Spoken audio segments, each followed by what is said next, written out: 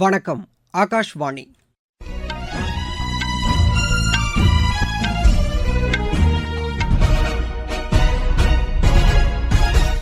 செய்திகள் வாசிப்பவர் பாலசுப்ரமணி கன்னியப்பன்.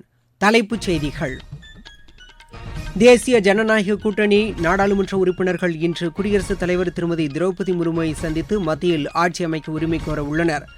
பங்குச் சந்தையில் கடந்த 4ஆம் தேதி ஏற்பட்ட சரிவு குறித்து நாடாளுமன்ற கூட்டுக்குழு விசாரணைக்கு உத்தரவிட வேண்டும் என்று காங்கிரஸ் கட்சி வலியுறுத்தியுள்ளது.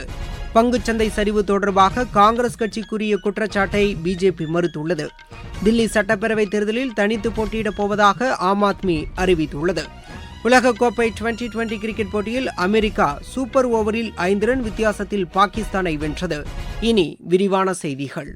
17வது மக்களவை கலைக்கப்பட்டதைத் தொடர்ந்து புதிய அரசை அமைப்பதற்கான நடவடிக்கைகள் மேற்கொள்ளப்பட்டு வருகின்றன. மக்களவைத் தேர்தலில் அதிக தொகுதிகளில் வெற்றி பெற்ற தேசிய ஜனநாயக கூட்டணியின் நாடாளுமன்ற உறுப்பினர்கள் குழு கூட்டம் இன்று தில்லியில் நடைபெறுகிறது.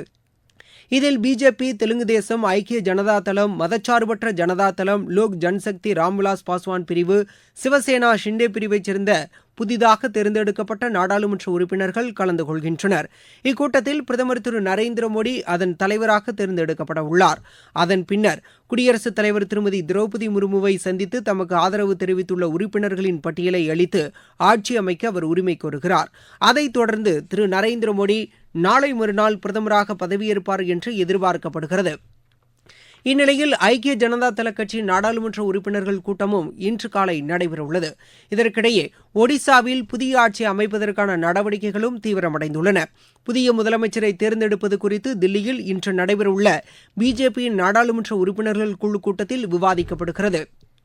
இது தொடர்பாக பிஜேபி மூத்த தலைவர்களுடன் விவாதிக்க ஒடிசா மாநிலத்தைச் சேர்ந்த பிஜேபி மக்களவை உறுப்பினர்கள் 20 பேர் தில்லியில் முகாமிட்டுள்ளதாக எமது செய்தியாளர் தெரிவிக்கிறார். முன்னாள் மத்திய அமைச்சர்கள் திரு ஜூவல் ஓரம், திரு தர்மேந்திர பிரதான், சட்டப்பேரவை மூத்த உறுப்பினர் திரு மோகன் சரண் மஜ்கி உள்ளிட்டோரின் பெயர்கள் ஒடிசா முதலமைச்சர் பதவிக்கான பரிந்துரையில் இருப்பதாகவும் அவர் கூறுகிறார். மக்களவைத் தேர்தலில் வெற்றி பெற்றதற்காக வாழ்த்து தெரிவித்த யுக்ரைன் அதிபர் திரு விளாடிமிர் ஜெலன்ஸ்கி பிரதமர் திரு நரேந்திர மோடி நன்றி தெரிவித்துள்ளார். இதேபோல் அர்மேனிய பிரதமர் திரு நிக்கோல் பசின்யானுக்கும் திரு மோடி நன்றி தெரிவித்துள்ளார். எதிர்க்கட்சிகளின் ஒருங்கிணைந்த கூட்டணி சார்பாக புதுதில்லியில் நேற்று பல்வேறு கூட்டங்கள் நடைபெற்றன. திரிணாமுல் காங்கிரஸ் கட்சியின் தேசிய பொதுச் செயலாளர் திரு அபிஷேக் பானர்ஜி, அக்கட்சியின் தலைவர் திரு டெரிக் ஓப்ரையன் புதுதில்லியில் சமாஜ்வாதி கட்சித் தலைவர் திரு அகிலேஷ் யாதவை சந்தித்து பேசினார்கள். ஆம் ஆத்மி கட்சித் தலைவர்களில் ஒருவரும் மாநிலங்களவை உறுப்பினருமான திரு ராகவ் சதா சிவசேனா உத்தவ் பிரிவைச் சேர்ந்த திரு சஞ்சய் ராவத்தை சந்தித்து விவாதித்தார். பங்குச்சந்தையில் கடந்த 4ஆம் தேதி ஏற்பட்ட சரிவு குறித்து நாடாளுமன்ற கூட்டுக்குழு விசாரணைக்கு உத்தரவிட வேண்டும் என்று காங்கிரஸ் மூத்த தலைவர் திரு ராகுல்காந்தி வலியுறுத்தியுள்ளார். புதுதில்லியில் செய்தியாளர்களிடம் பேசிய அவர், பங்குச்சந்தை சரிவின் மூலம் சில்லறை முதலீட்டாளர்களுக்கு 30 லட்சம் கோடி ரூபாய் இழப்பு ஏற்பட்டதாக குற்றம் சாட்டினார்.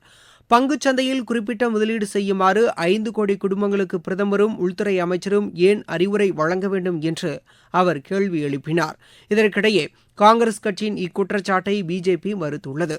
புதுதில்லியில் இதுகுறித்து செய்தியாளர்களிடம் பேசிய அக்கட்சியின் மூத்த தலைவர் திரு பியூஷ் கோயல், பங்குச்சந்தை முதலீட்டாளர்களை திரு ராகுல்காந்தி ஏமாற்ற முயற்சிப்பதாக குறை கூறினார்.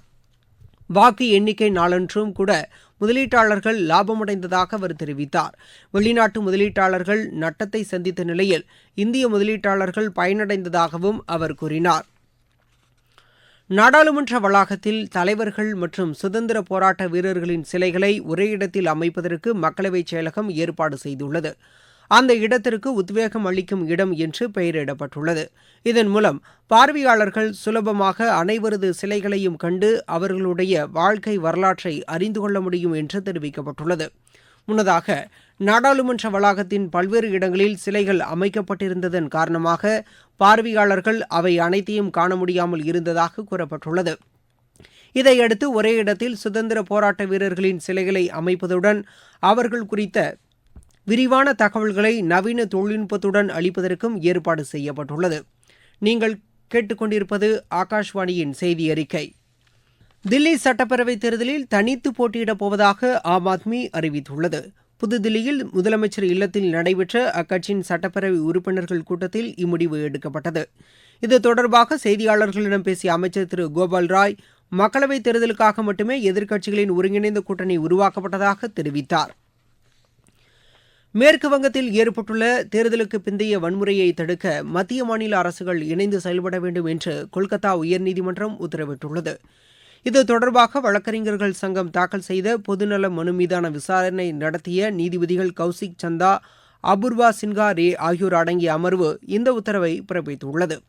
வன்முறையை தடுக்க மாநில காவல்துறை தவறினால் மத்திய படையினரை கொண்டு நடவடிக்கை எடுக்க வேண்டும் என்று கூறியுள்ளது.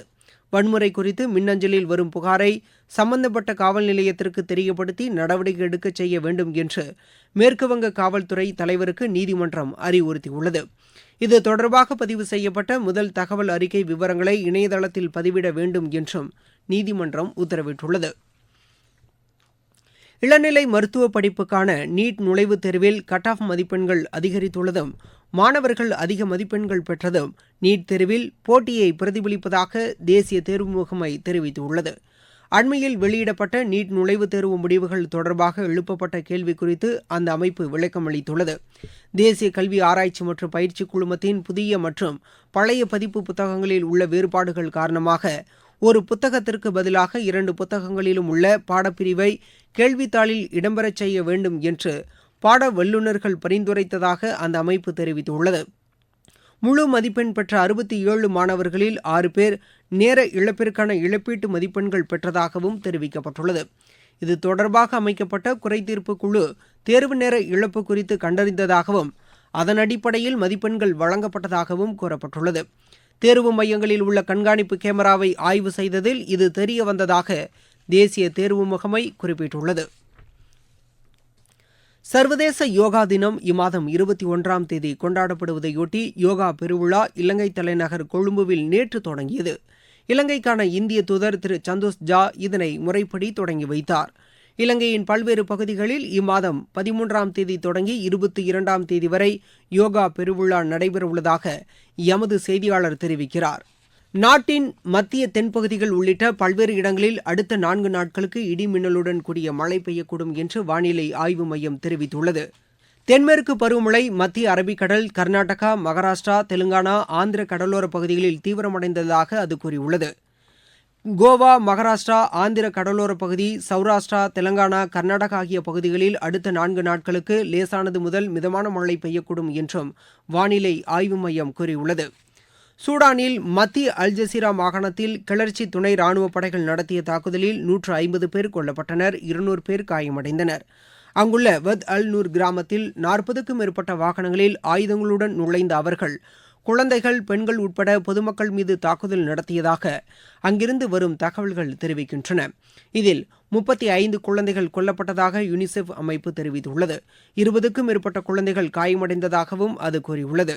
கடந்த ஓராண்டுக்கு மேலாக சூடானில் ராணுவ ஆட்சியாளர்களுக்கும் துணை ராணுவ படையினருக்கும் இடையே நடைபெற்று வரும் மோதல் காரணமாக 15,000க்கும் மேற்பட்டவர்கள் கொல்லப்பட்டதாக கூறப்படுகிறது. உலகக்கோப்பை டுவெண்டி கிரிக்கெட் போட்டியில் அமெரிக்கா சூப்பர் ஓவரில் 5 ரன் வித்தியாசத்தில் பாகிஸ்தானை வென்றது. டல்லாஸில் நடைபெற்ற இப்போட்டியில் முதலில் பேட் செய்த பாகிஸ்தான் நிர்ணயிக்கப்பட்ட 20 ஓவரில் 7 விக்கெட் இழப்பிற்கு 159 ரன் எடுத்தது. 160 ரன் எடுத்தால் வெற்றி என்ற இலக்குடன் பின்னர் களமிறங்கிய அமெரிக்கா 20 ஓவரில் 3 விக்கெட் இழப்பிற்கு 159 ரன் எடுத்து சமநிலையை எட்டியது. இதையடுத்து அறிமுகம் செய்யப்பட்ட சூப்பர் ஓவரில் முதலில் பேட் செய்த அமெரிக்கா 1 விக்கெட் இழப்பிற்கு 18 ரன் எடுத்தது. பின்னர் களமிறங்கிய பாகிஸ்தான் 1 விக்கெட் இழப்பிற்கு 13 ரன் எடுத்து தோல்வியடைந்தது. நள்ளிரவில் பிரிட்ஜ்டவுனில் நடைபெற்ற மற்றொரு போட்டியில் ஸ்காட்லாந்து 5 விக்கெட் வித்தியாசத்தில் நமீபியாவை வென்றது. மீண்டும் தலைப்புச் செய்திகள். தேசிய ஜனநாயக கூட்டணி நாடாளுமன்ற உறுப்பினர்கள் இன்று குடியரசுத் தலைவர் திருமதி திரௌபதி முர்முவை சந்தித்து மத்தியில் ஆட்சி அமைக்க உரிமை கோர உள்ளனர். பங்குச்சந்தையில் கடந்த 4ஆம் தேதி ஏற்பட்ட சரிவு குறித்து நாடாளுமன்ற கூட்டுக்குழு விசாரணைக்கு உத்தரவிட வேண்டும் என்று காங்கிரஸ் கட்சி வலியுறுத்தியுள்ளது. பங்குச்சந்தை சரிவு தொடர்பாக காங்கிரஸ் கட்சி கூறிய குற்றச்சாட்டை பிஜேபி மறுத்துள்ளது. தில்லி சட்டப்பேரவைத் தேர்தலில் தனித்து போட்டியிடப் போவதாக ஆம் ஆத்மி அறிவித்துள்ளது. உலகக்கோப்பை டுவெண்டி கிரிக்கெட் போட்டியில் அமெரிக்கா சூப்பர் ஓவரில் 5 ரன் வித்தியாசத்தில் பாகிஸ்தானை வென்றது. இத்துடன் இந்த செய்தி அறிக்கை நிறைவடைந்தது.